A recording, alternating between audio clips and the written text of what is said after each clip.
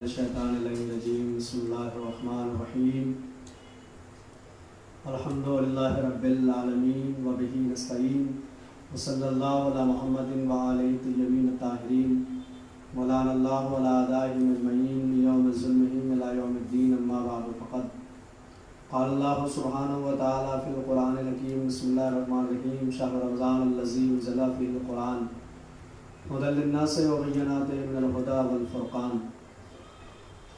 السلام علیکم ورحمۃ اللہ وبرکاتہ۔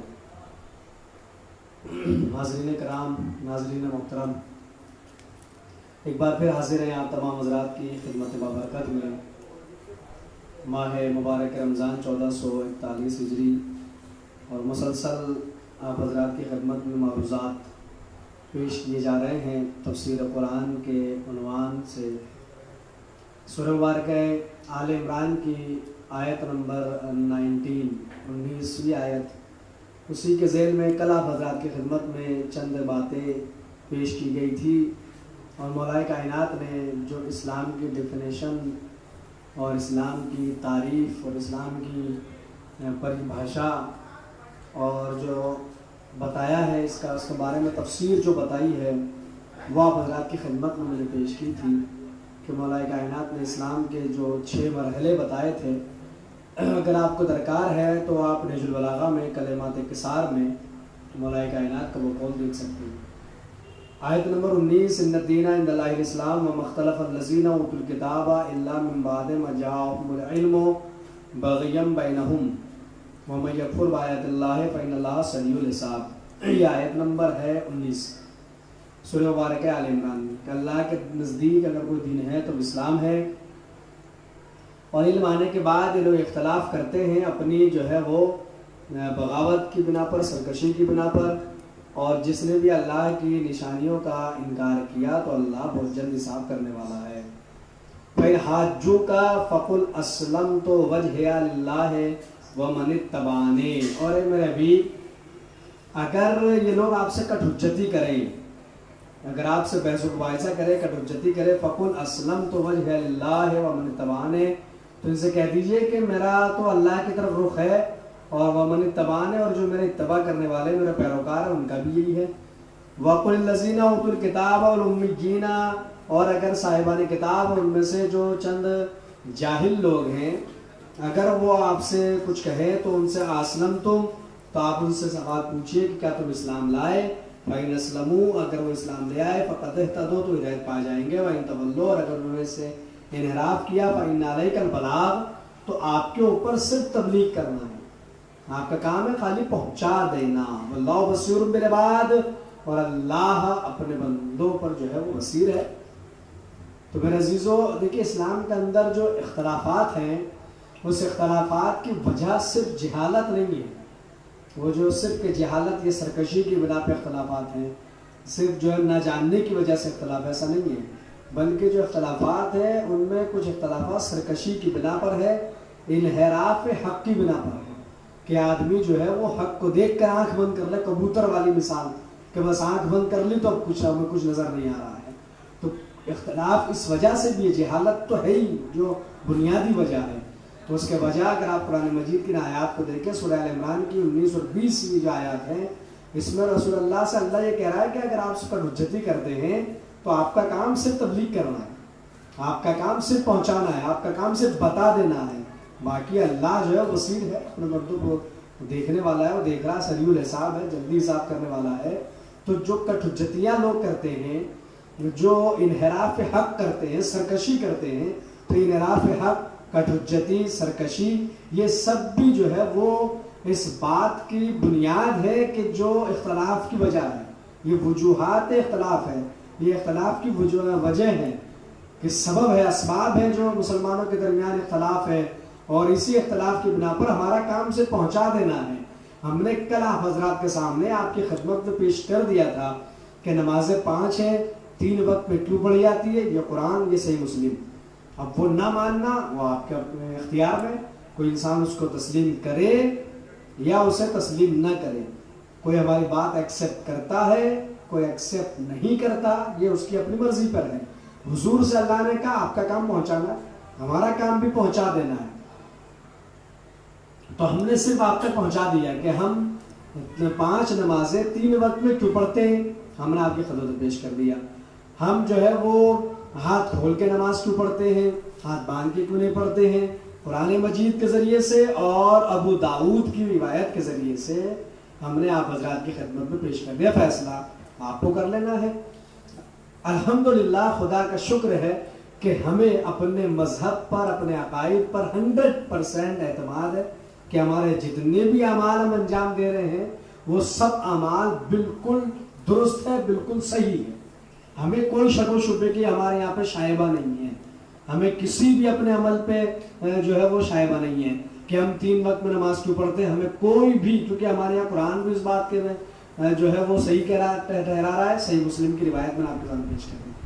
اب یہ جو کے ساتھ وہ پتھر کے اوپر، اس کو مٹی کے اوپر سجدہ کرتے ہیں شیعہ، تو مٹی پہ سجدہ کرتے ہیں. یہ سب فلسفہ کہاں سے لائے مٹی پہ سجدہ کرنے کا؟ اور تو اور اگر آپ نے سنا ہوگا کہ ہمارے یہاں جو ہمارے بھائی ہیں وہ ہم پہ الزام لگاتے ہیں کہ یہ بت پرست ہیں، شیعہ بت پرست ہیں، بت کو پوجتے ہیں. کہ کیسے؟ کہ جب نماز ہوتی ہے تو یہ اپنی جیب میں چھوٹا سا بت رکھتے ہیں، اور جیسے نماز ہوتی ہے بت کو نکال کے سامنے رکھ لیتے ہیں. یعنی وہ جو سجدگاہ ہم رکھتے ہیں مٹی کی بنی ہوئی، ہر شیعہ کے پاس آپ دیکھیں گے کہ وہ جب سفر پہ نکلتا ہے تو چونکہ نماز کا وقت یہاں ہے، وہ نماز پڑھنا ہوتی ہے، تو وہ سجدگاہ کہاں تلاش کریں گے؟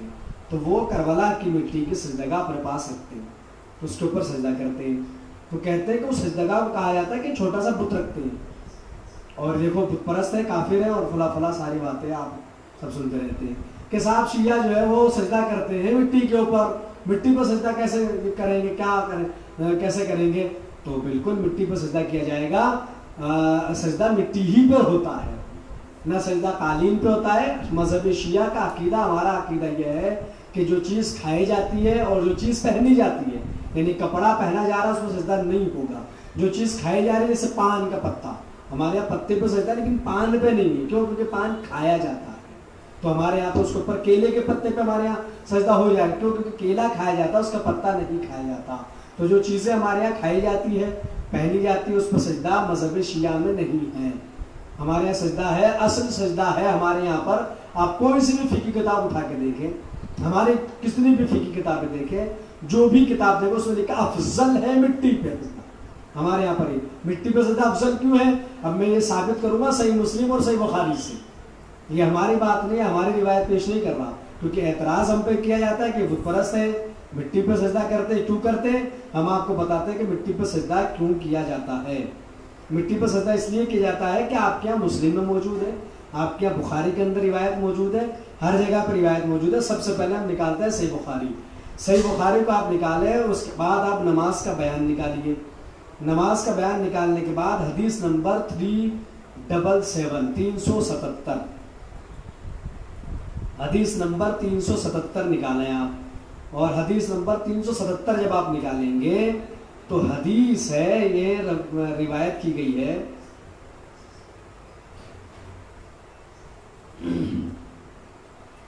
پیغمبر اکرم کی. ایک حدیث ہے جو ہمارے یہاں بھی ہے، علماء شیعہ سب کے یہاں پر ہے، اور سنیوں کے یہاں بھی. کیا ہے؟ جعلت للارض مسجدا وطہورا، کہ میرے لیے زمین کو سجدگاہ بنایا گیا ہے اور پاک بنایا گیا ہے. اسی بنا پر مطلب جو سجدگاہ ہے، سجدہ کرنے کی جگہ، وہ ارض، الف ر زواد ازاد ارض. ارض کے معنی کسی سے بھی آپ ترجمہ کرائیں، اس کے معنی ہے زمین. اب آپ کہیں گے کہ صاحب صحیح بخاری میں کہا ہے، تو صحیح بخاری میں حدیث نمبر 377 حضور سرور کائنات حضرت محمد مصطفیٰ صلی اللہ علیہ وآلہ وسلم سے روایت ہے کہ آپ نے جو ہے کسی عورت کے یہاں، اس کے یہاں جو نماز ادا کی. تو نماز کس طرح ادا کی؟ آپ نے نماز اس طرح ادا کی کہ پہلے آپ قبلہ رخ کھڑے ہوتے ہیں، پھر تکبیر کہتے ہیں، پھر قرآن مجید کی آیتیں پڑھنا، پھر رکوع کرتے ہیں. آپ کے پیچھے تمام لوگ بھی رکوع کرتے ہیں جو پیچھے. پھر آپ نے اپنا سر اٹھایا، پھر اسی حالت میں اپنے الٹے پاؤں پیچھے ہٹے، پھر زمین پر سجدہ کیا. کس چیز پر؟ زمین پر سجدہ کیا. یعنی حضور نے رکوع کیا. صحیح بخاری بعد کتاب باری صحیح بخاری علیہ السلام کے یہاں قرآن مجید کے بعد سب سے معتبر کتاب کون سی ہے؟ صحیح بخاری. صحیح بخاری حدیث نمبر 377، حدیث نمبر 377 کہ حضور نے رکوع کرنے کے بعد سجدہ کیا زمین پر. اگر آپ اس کا عربی متن دیکھیں گے حدیث نمبر 377 کا، تو عربی متن میں آپ کو پتا چل جائے گا کہ حتی سجدہ بالارض، یہاں تک کہ رکوع کے بعد حضور نے سجدہ کیا کس پر؟ زمین پر سجدہ کیا. ایک حدیث جو میں نے آپ کی خدمت میں پیش کی کاہے سے، صحیح بخاری حدیث نمبر 377 کہ سجدہ کیا جائے گا زمین پر، ٹھیک ہے، ارض پر، زمین کے اوپر. تو اس کے بعد آ جائیے صحیح مسلم، دوسری. قرآن عالم اسلام کیا؟ قرآن کے بعد صحیح بخاری سب سے بڑی کتاب. صحیح بخاری کے بعد دوسری سب سے بڑی کتاب کون سی ہے؟ صحیح مسلم. صحیح مسلم کی حدیث نمبر آپ نکالیں 1158، 1158. صحیح بخاری حدیث نمبر 377، صحیح مسلم حدیث نمبر 1158، 1158. اس میں اور یہ ہے حضرت جابر ابن عبداللہ انصاری سے. جابر ابن عبداللہ انصاری معتبر صحابی، ہمارے یہاں بھی، شیعوں کے یہاں بھی اور برادران اہل سنت کے یہاں بھی کوئی اختلاف والی بات ہی نہیں ہے. اور میں نے عرض کیا سر، جب صحیح مخلی مسلم اور صحیح بخاری کا حوالہ دیا جا رہا ہے تو ان میں حدیثیں صحیح حدیثیں، غلط حدیثیں ان کے اندر ہے ہی نہیں جو نقل کی گئی ہو. تو میں عرض کر رہا کہ ہم سجدہ گاہ پہ سجدہ کیوں کرتے ہیں. صحیح بخاری حدیث نمبر 377 کہ رسول اللہ نے سجدہ کیا زمین پر یعنی مٹی کے اوپر. اب آ جائیے صحیح مسلم حدیث نمبر 1158، جابر ابن عبداللہ الانصاری حضور اکرم نے فرمایا فخر کرتے ہوئے کہ مجھے 5 چیزیں ایسی دی گئی ہے جو مجھ سے پہلے کسی کو نہیں دی گئی. حدیث نمبر 1158 صحیح مسلم. حضور سرور کائنات حضرت محمد مصطفیٰ صلی اللہ علیہ وآلہ وسلم کیا ارشاد فرماتے ہیں؟ جابر ابن عبداللہ کہتے ہیں کہ حضور نے فرمایا کہ مجھے 5 چیزیں ایسی دی گئی جو مجھ سے پہلے کسی کو نہیں دی گئی. ہر نبی صرف خاص اپنے قوم کی طرف بھیجا جاتا ہے اور میں ہر سرخ اور سیاہ کی طرف بھیجا گیا ہوں. یعنی جو نبی مبعوث کیا گیا وہ خاص امت کی طرف، لیکن مجھے پوری عالمین کے لیے بھیجا گیا. پہلا رسول نے فخر و بات کیا کہ مجھے میرے علاوہ کسی کو نہیں دیا گیا. پھر نبی نے کہا کہ مال غنیمت حلال صرف میرے لیے ہے، میرے لیے حلال کیا. اس کے بعد کہا کہ تمام روئے زمین پاک اور سجدگاہ بنائی گئی میرے لیے. کیا مطلب حضور کہہ رہے ہیں کہ میرے سجدگاہ بنایا گیا ہے، سجدہ کرنے کی جو جگہ بنائی گئی ہے وہ زمین بنائی گئی ہے. اور صحیح مسلم میں صرف ایک حدیث نہیں ہے بلکہ 1158، 1159، 1160، 61، 62، 63، 64، 65، 66، 67، 70 تک دیکھ ڈالیے گا آپ. حدیث نمبر 58 سے لے کر حدیث نمبر 1158 سے لے کے 1170 تک تقریباً 12 حدیثیں صحیح مسلم کے اندر اسی مفہوم کی موجود ہے کہ حضور نے کہا کہ میرے لیے سجدہ کرنے کی جگہ زمین کو بنایا گیا ہے. اب کوئی بھی عقل مند بندہ قالین کو زمین کہے گا، چٹائی کو زمین کہے گا کہ جو قالین بچھے ہوئے ہیں جس کے اوپر سجدے کیے جاتے ہیں قالینوں پہ، کیا اس قالین کو کوئی بھی عقل مند بندہ اسے سجدہ کہے گا؟ کہ یہ اسے کہے گا کہ زمین ہے. زمین کسے کہا جاتا ہے؟ اصل زمین کہا جاتا ہے مٹی کو.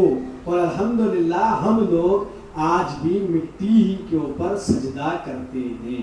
تو حدیث نمبر 377 صحیح بخاری، حدیث نمبر 1158 سے لے کے 1170 صحیح مسلم، دونوں کے اندر میرا عزیزو موجود ہے کہ رسول اللہ نے جو سجدہ کیا ہے سجدہ وہ مٹی پہ کیا ہے، زمین پہ کیا ہے.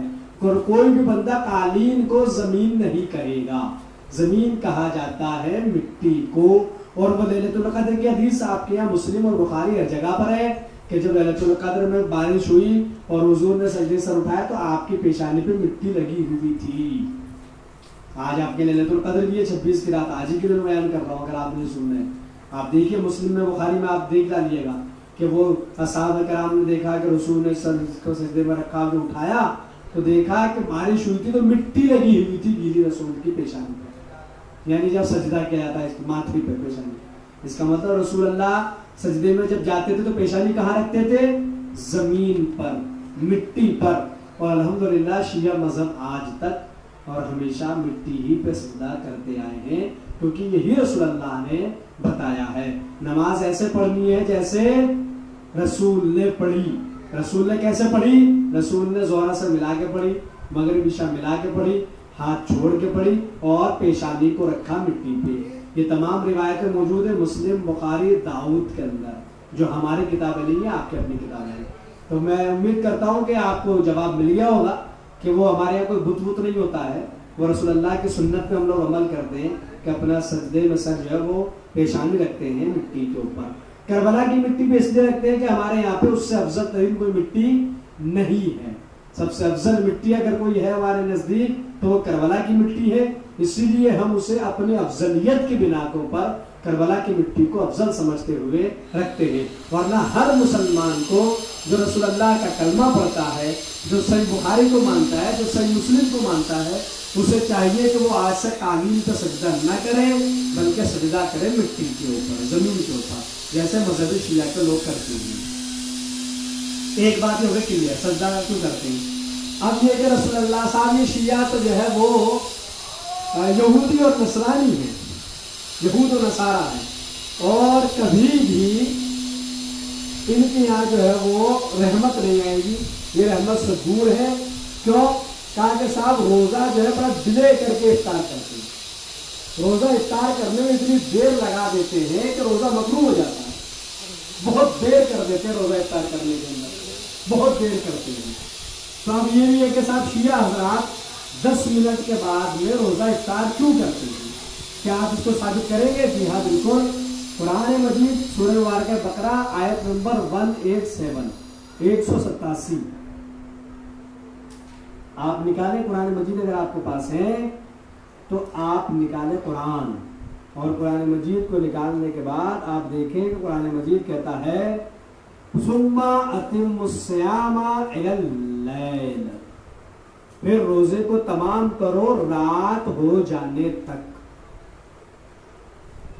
شیعہ حضرات روزہ افطار کرنے میں اتنا ڈیلے کیوں کرتے ہیں، اتنی تاخیر کیوں کرتے ہیں؟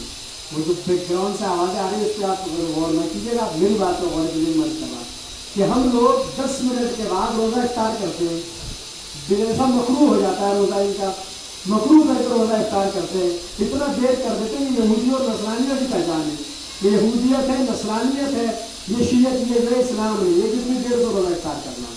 تو بھائی قرآن مجید حضرت دوسرے خلیفہ کے یہاں روایت موجود ہے کہ ایک قرآن کے ذریعے سے دلیل دو، اس لیے قرآن پہ سب کا اجماع ہے۔ جب اجماع ہے تو نکالو سورہ مبارکہ بقرہ آیت نمبر نکالے 187 187۔ قرآن مجید بتا رہا ہے کہ روزہ کب افطار کرنا ہے۔ قرآن کہا ثم اتم الصیام الی اللیل، پھر روزے کو کمپلیٹ کرو، تمام کرو رات ہونے تک۔ رات ہونے کا مطلب کیا؟ رات ہونے تک، رات کا مطلب دن میں تو نہیں ہے نا، کہ دن میں الی اللیل، لیل کا اطلاق ہوتا ہے جب وہ اندھیرا ہو جائے، سورج غروب ہو جائے، تب سورج ڈوب جائے، پہلے پتہ چلا کہ سورج ڈوبا ہے، ابھی روشنی باقی ہے تو اسے لیل نہیں کہا جائے گا۔ اور روزہ تمام کرنے میں قرآن کہہ رہا ہے کہ رات ہونے تک روزے کو آپ کمپلیٹ کریں۔ تو رات ہونے کا مطلب ہے کم از کم سورج کے غروب ہو جانے کے بعد تک جو ہے وہ آپ روزے کو افطار کیجئے گا۔ روزہ افطار کب کریں؟ سورج غروب ہو جانے تک۔ اب ہم جو نماز مغرب پڑھ کے روزہ افطار کرتے ہیں، ہمارے یہاں پہ ایک پر ہم نماز مغرب ادا کرتے ہیں، اس کے بعد ہم افطار کرتے ہیں۔ اب میں ایک سوال یہاں پہ عالم اسلام سے کرنا چاہتا ہوں کہ ہم لوگ روزے میں ڈیلے کرتے ہیں، روزہ کھولنے میں دیر کرتے ہیں۔ اول کیا ہے؟ روزہ کی نماز اول نماز ہے، ہر مسلمان یہی کہے گا، ہر کلمہ پڑھنا ہے اللہ والا نماز، دوسرے روزہ۔ تو بھائی ہم تو روزے میں ڈیلے کرتے ہیں، آپ لوگ تو نماز مغرب میں ڈیلے کرتے ہیں، کیونکہ جب آپ مغرب کا ٹائم ہوتا ہے اس وقت تو آپ کھا رہے ہوتے ہیں، اور کم سے کم 5-7 منٹ کے بعد جا کر آپ مغرب کی اذان ہوتی ہے، نماز پڑھتے ہیں۔ تو ہم لوگ اگر روزے میں ڈیلے کر رہے ہیں تو آپ نماز میں ڈیلے کر رہے ہیں۔ یہ کون سا مسئلہ ہے کہ رمضان کے اندر مغرب کی نماز دیر سے اور رمضان کے علاوہ وقت پر؟ ہمارے یہاں پہ تو روزہ ہم چاہے رمضان میں رکھے اس کے علاوہ رکھے، نماز مغرب ادا کرنے کے بعد روزہ افطار کیا جاتا ہے۔ اس سے کہا جاتا ہے کہ روزہ مکروہ ہو جاتا ہے، یہ نصرانیت ہے، یہ یہودیت ہے، یہ شیعہ جو ہے یہودی ہے، نصرانی ہے، اتنا دیر سے روزہ افطار کرتے ہیں، اتنا ڈیلے کر دیتے ہیں۔ تو میرے عزیزو، ہمارے یہاں روزے میں تاخیر ہے، آپ کے نماز میں تاخیر ہے، آپ نماز کے وقت میں کھا رہے ہوتے ہیں۔ اب میں آپ نے جو ہم پہ الزام لگایا جاتا ہے کہ نماز مغرب پڑھ کے روزہ افطار کیوں کرتے ہیں صاحب، تو آپ نکالے موطا امام مالک، آپ کی کتاب ہے امام مالک، آپ کا معتبر ترین امام ہے، ہمارے امام نہیں ہے، امام مالک، امام مالک کی کتاب نکالے موطا امام مالک، اور حدیث نمبر نکالے 520۔ ابھی میں نکالتا ہوں، کتاب الصیام میں جائیے،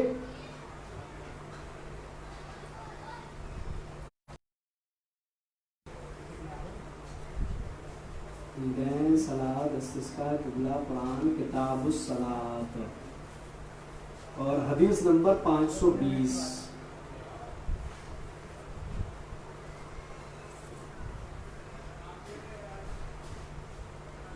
یہ آگے حدیث نمبر 520، جو کہا جاتا ہے کہ صاحب وہ نماز مغرب پڑھ کے اتنا ڈیلے کر دیتے ہیں، اس کا بیان ہے آپ موطا امام مالک، برادران اہل سنت کے معتبر ترین امام مالک، جیسے اتنا بڑا حوالہ میں دے رہا ہوں، سجدگاہ کا حوالہ میں نے دیا بخاری اور مسلم سے۔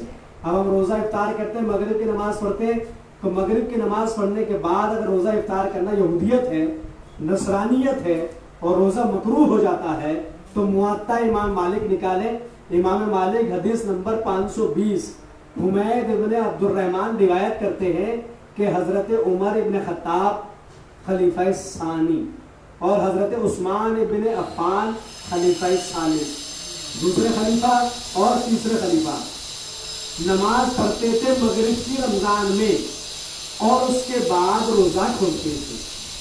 کون؟ دوسرے خلیفہ اور تیسرے خلیفہ پہلے رمضان میں مغرب کی نماز پڑھتے تھے، اس کے بعد روزہ کھولتے تھے۔ کس کی حدیث ہے؟ امام مالک، حدیث نمبر 520۔ کوئی ہماری حدیث نہیں ہے، کیا آپ ہم سے کہنے لگے صاحب جو شیعوں کی حدیث ہے؟ اگر نماز مغرب پڑھ کے روزہ افطار کرنا یہودیت ہے، نصرانیت ہے، تو پھر خلیفہ ثانی کے بارے میں کیا کہیں گے؟ خلیفہ ثالث کے بارے میں آپ کے کیا خیال ہے، جن کے بارے میں امام مالک نے حدیث نقل کی ہے، کسی شیعہ عالم نے حدیث نقل نہیں کی ہے۔ امام مالک نے کہا کہ حضرت عمر ابن خطاب اور حضرت عثمان بن عفان نماز پڑھتے تھے مغرب کے رمضان میں، جب سیاہی ہوتی تھی، اس کے بعد روزہ کھولتے تھے۔ نماز پڑھنے کے بعد مغرب کو روزہ کھولتے تھے، خلیفہ ثانی اور خلیفہ ثالث رمضان میں۔ اب اگر رمضان میں مغرب کے بعد روزہ افطار کرنا جو ہے وہ یہودیت ہے، نصرانیت ہے، تو پھر خلیفہ ثانی اور خلیفہ ثالث کے بارے میں نظریات کا اظہار کریں، تو ان کے بارے میں کیا کہیں گے جو نماز مغرب پڑھنے کے بعد امام مالک نے نقل کیا ہے، کسی عام امام نے نقل نہیں کیا کہ آپ انکار کر دیں۔ تو میرے عزیزوں، جو ہم سے کہا جاتا ہے کہ یہودی ہو گئے، نصرانی ہو گئے، خیر سے دور ہے، اس لیے کہ روزہ اتنا ڈیلے کر دیتے ہیں، اتنی تاخیر کر دیتے ہیں روزہ افطار کرنے میں۔ تو پہلی بات تو قرآن نے سورہ بقرہ میں کہا کہ رات تک روزہ کمپلیٹ کرو، اس کے بعد امام مالک نے خود روایت نقل کی حدیث نمبر 520 میں کہ خلیفہ ثانی اور ثالث دونوں پہلے نماز پڑھتے تھے مغرب کی، پھر روزہ افطار کرتے تھے۔ تو ان کا مطلب پوری زندگی بیچارہ روزے ہی مکروہ ہوتے چلے گئے۔ اب میرے عزیزوں، میرے جو مسلمان بھائی مجھے سن رہے ہیں، روزہ اگر کوئی ڈیلے کر کے افطار کرتا ہے، تاخیر کر کے، تو اس پہ عذاب کی کوئی حدیث آپ نہیں دکھا سکتے کہ اگر کوئی روزہ افطار کر رہا ہے تاخیر کر کے تو عذاب میں مبتلا ہوگا، لیکن اگر کوئی افطار کر لے پہلے تو اس کے اوپر ضرور عذاب ہوگا۔ وہ حدیث موجود ہے، اور حدیث ہمارے یہاں نہیں ہے۔ پھر میں کہہ رہا ہوں کہ کوئی ہمیں شیعوں کی حدیث سے ہم نہیں مانتے۔ آپ کی کتاب ہے صحیح ابن حبان، امام ابو حاتم محمد ابن حبان، صحیح ابن حبان، پھر کتاب کا نام نوٹ کر لیں، صحیح ابن حبان، امام ابو حاتم محمد ابن حبان کی کتاب ہے۔ کون سی؟ صحیح ابن حبان، صحیح ترین کتابوں میں شامل ہے۔ حدیث نمبر ہے بالکل 8ویں جلد کے اندر، آخر میں آ جائیے گا تو حدیث نمبر ہے 7491، 7491، 7491 حدیث نمبر ہے۔ کون سی کتاب؟ امام ابو حاتم محمد ابن حبان صحیح ابن حبان، انٹرنیٹ پہ اویلیبل کتاب ہے.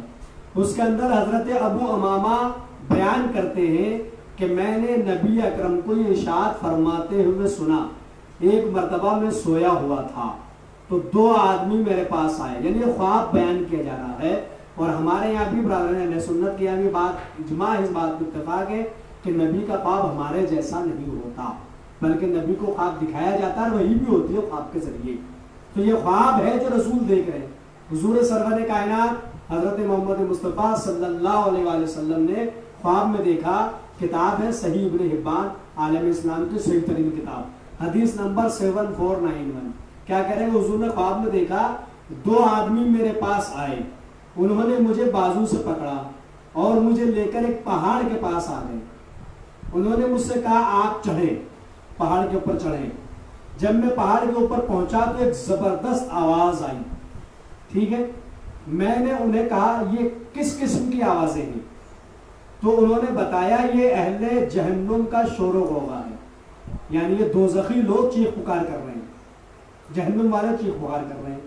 پھر وہ مجھے ساتھ لے کر گئے تو میرے سامنے کچھ لوگ آئے، وہ اپنی ایڑیوں کے بل لٹکے ہوئے تھے. ایڑیوں کے بل مطلب الٹے لٹکے ہوئے تھے. صحیح ابن حبان کی روایت پیش کر رہا ہوں، عالم اسلام کی شیعوں کی حدیث نہیں ہے، 7491 صحیح ابن حبان. حضور کہتے میں نے دیکھا ایڑیوں کے بل لٹکے ہوئے تھے، ان کی بانچیں کھلی ہوئی تھی، الٹے لٹکے ہوئے، بانچیں کھلی ہوئی تھی، چری ہوئی تھی، اور ان میں سے خون بہ رہا تھا. رسول نے خواب میں دیکھا 2 لوگ مجھے آئے، پہاڑ کے پاس لے گئے، پہاڑ پہ چڑھا تو میرے کانوں میں آواز آئی. میں نے کہا کیسی آواز ہے؟ کہا یہ دوزخی لوگ جو ہے وہ چیخ رہے اور چلا رہے ہیں، دوزخی لوگ چلا رہے ہیں. کہا اس کے بعد جو آگے بڑھ کے دیکھا ایڑی کے بل الٹے لٹکے ہوئے ہیں، بانچیں کھلی ہوئی ہے، چری ہوئی ہے، اور خون ٹپک رہا ہے، خون بہ رہا ہے. میں نے پوچھا دریافت کہ یہ کون لوگ ہیں؟ تو بتایا یہ وہ لوگ ہیں جو روزے کا وقت ختم ہونے سے پہلے روزہ افطار کر لیتے تھے.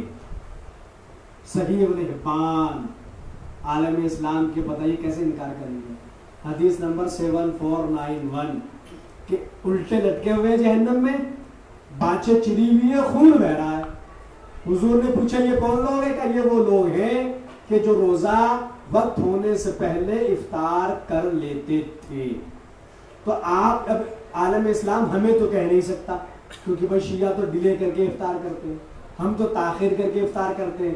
اس کا مطلب ہے کہ اس عذاب میں مبتلا ہونے والی قوم شیعہ قوم تو ہو نہیں سکتی، کیونکہ شیعہ تو بیچارے اتنا دیر کرتے ہیں کہ نماز پڑھتے پھر روزہ افطار کرتے ہیں. تو یہ وقت سے پہلے اب آپ لوگ ہم سے سوال کرتے ہیں عالم اسلام کہ تم 10 منٹ بعد افطار کیوں کرتے ہو.